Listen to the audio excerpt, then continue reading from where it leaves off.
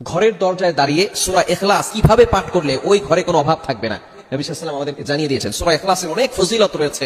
সূরা ইখলাস সম্পর্কে হাদিস রয়েছে, বুখারী শরীফের হাদিস। যদি কোনো ব্যক্তি একবার এই সূরা ইখলাস পাঠ করে, এবং শুধু তাই না, যে ব্যক্তি সূরা ইখলাসকে বেশি মহব্বত করে, এক সাহাবী সূরা ইখলাসকে বেশি মহব্বত করতেন। নবীজি সাল্লাল্লাহু আলাইহি ওয়াসাল্লাম বলেছেন, এই সূরা ইখলাস তোমাকে জান্নাত পর্যন্ত পৌঁছে দিবে। শুধু তাই নয়, কোন ব্যক্তি যদি একবার সূরা ইখলাস তেলাওয়াত করে, আল্লাহ পাক রব্বুল আলামিন তার জন্য কোরআন শরীফের 10 পারা পড়লে যে সওয়াব হয়, সেই সওয়াব আল্লাহ তাআলা তার আমলনামা দিয়ে দিবেন। বলেন সুবহানাল্লাহ। এজন্য অবশ্যই সূরা ইখলাসের আমল আমরা করব। কিভাবে করব? নবীজি সাল্লাল্লাহু আলাইহি ওয়াসাল্লামের কাছে একবার এক সাহাবী বললেন, ইয়া রাসূলুল্লাহ, ইয়া হাবিবাল্লাহ, আমি ওর দারিদ্রতা অবস্থায় আছি, ঘরের ভিতরে সুখ নাই, শান্তি নাই, ঘরের ভিতরে শুধু অভাব, রিজিক নিয়ে টেনশনে করি, পেরেশানির ভিতরে আছি। নবীজি সাল্লাল্লাহু আলাইহি ওয়াসাল্লাম তার জন্য এমন একটা আমল শিক্ষা দিয়ে দিলেন, যে আমল করলে অবশ্যই আল্লাহ পাক রব্বুল আলামিন তোমার জন্য দারিদ্রতা দূর করে দিবেন, এবং তোমার ঘরের ভিতরে আল্লাহ তাআলা সুখ শান্তির ব্যবস্থা করে দিবে।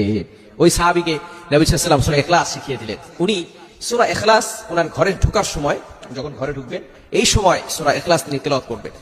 নবী সাল্লাল্লাহু আলাইহি ওয়াসাল্লাম বলেন, 3 বার যখন তুমি ঘরে ঢুকবে, 3 বার সূরা ইখলাস পড়বে, এবং ঢোকার সময় অবশ্যই তুমি সালাম দিবে। যখন এই আমলটা তিনি করতে লাগলেন, 1 সপ্তাহের ভিতরেই তিনি ভালো একটা ফলাফল পেলেন, এবং আল্লাহ পাক রব্বুল আলামিন তাকে এমন সম্পদের ব্যবস্থা করে দিয়েছেন। এই সাহাবী কিছুদিন পরে নবীজির কাছে এসে বললেন, ইয়া রাসূলুল্লাহ, ইয়া হাবিবাল্লাহ, আপনি যে আমল আমাকে শিক্ষা দিয়েছেন, এই আমল করে আল্লাহ পাক রব্বুল আলামিন আমাকে এমন বরকত দিয়েছেন, এখন আমি যাকাত আগে নিতাম, এখন আমি যাকাত দেই। বলেন সুবহানাল্লাহ।